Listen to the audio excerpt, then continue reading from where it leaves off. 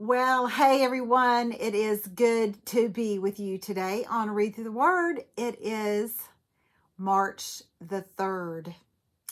In our reading yesterday, we encountered a frustrated people, correct? It didn't look the way they thought it was going to look. It looked impossible. And it's when things look impossible that we see the God of possible show off. We just have to trust him. If things don't look a certain way, we have to trust God in the plan. And he had told them all along, when you arrive, when you get to the land, did that matter? Did it seem to matter to them? No, it didn't. Not in this moment. And this is the pattern of the people.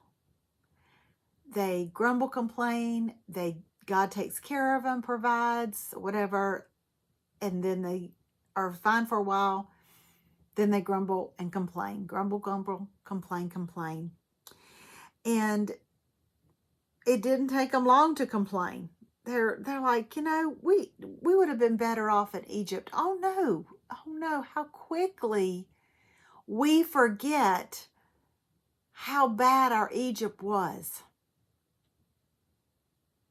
when we are faced with one obstacle after another. When truly the obstacles are just opportunities for God to show himself faithful to us and for us to show ourselves faithful to him. We have a guy here who God just puts up on a pedestal. We've watched Joshua come up in the ranks. We haven't heard a lot of Caleb, but Caleb was one of the 2 fighting men that got to go into the promised land. And God calls him out or identifies him and says in verse 24, but my servant Caleb. He's talking in contrast to the fact that the people have tested him. They refused to listen to his voice. And he says, they're just never going to see the promised land. But my servant Caleb has a different attitude than those others have. He's remained loyal to me. So I will bring him into the land he explored. His descendants will possess their full share of that land. Our attitude can determine the direction that God takes me. God had them going that way, but because of their attitude, they're going back. And it says, tomorrow you're going to turn around. Not only can our attitude determine our direction, but it can also define the destiny of our descendants. Look clearly here, we see God specifically says, and his descendants will possess their full share of that land. I don't know about y'all, but sometimes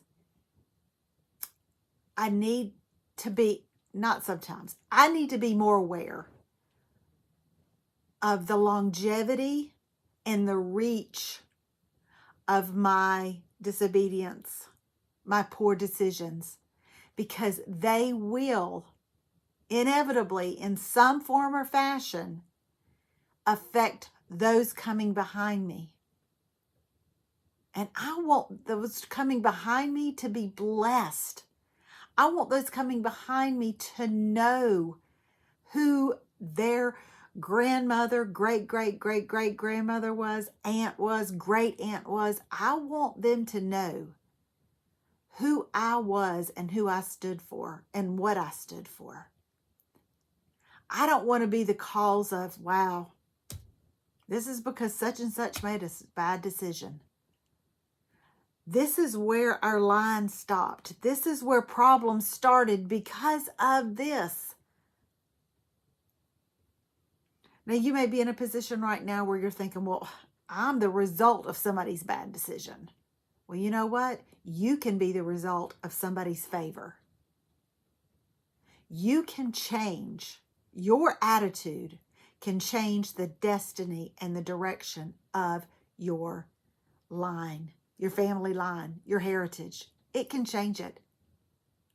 Don't sit around and sulk and say, well, so-and-so did this and so-and-so did this. No, that's not who you are. You are who you are because God made you who you are. And accept that and own it and ask God to lead you forward.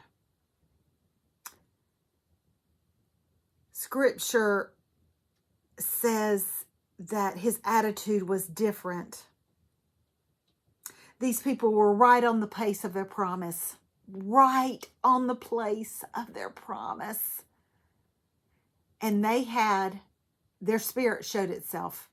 James 1, if you'll read James 1, I love the message in James 1. I know I say that a lot, but I don't ever know if somebody different listening to me. But James 1 talks about our trials, count them all joy for, our trials are for our good. So I'm paraphrasing it, the Wendy Pope paraphrase. But in the message, it says that our testing and our trials will show the color of our faith. In other words, our faith is going to come out in our trials. And when we get there, are we going to get the nod to go forward, or are we going to get the backwards thumb going, you're going back that way? What have you missed? What have I missed because my attitude was wrong? Caleb's spirit was one of cooperation. It was one of commitment. It was one of obedience, and it was one of God-centeredness. We don't hear a lot about Caleb. Now, we're going to hear some more of his story later on. I promise we will, because he's feisty in his older age, and I love that.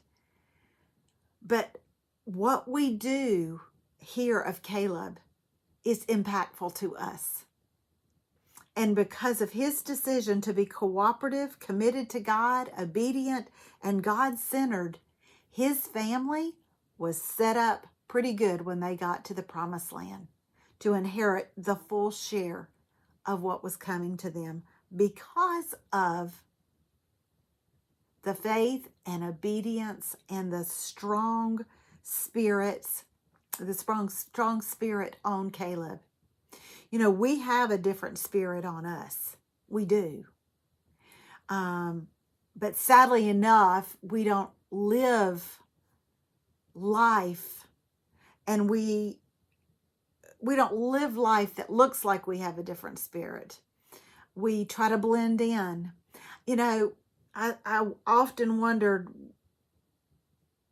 had I been one of the 12, what would my report have been? What word would I have spread? Would I have stood with Caleb and Joshua and said, you know what, God said we're going to take this land, and I believe him, and we're going to take it? Or would I said, you know what, we can't. We're outpowered. Some days I would say I'd stand with the 2. Some days I think my faith is weak, and I would stand with the 9. Or with the 8, the other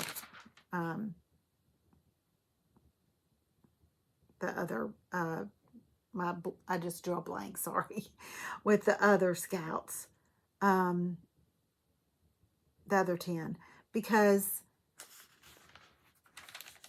it's hard. It's hard to stay spiritually strong all the time.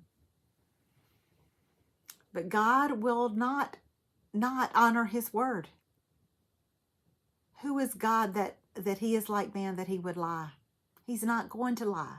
It's not within his character. He is going to keep his promise. Look at Israel. He's still protecting Israel.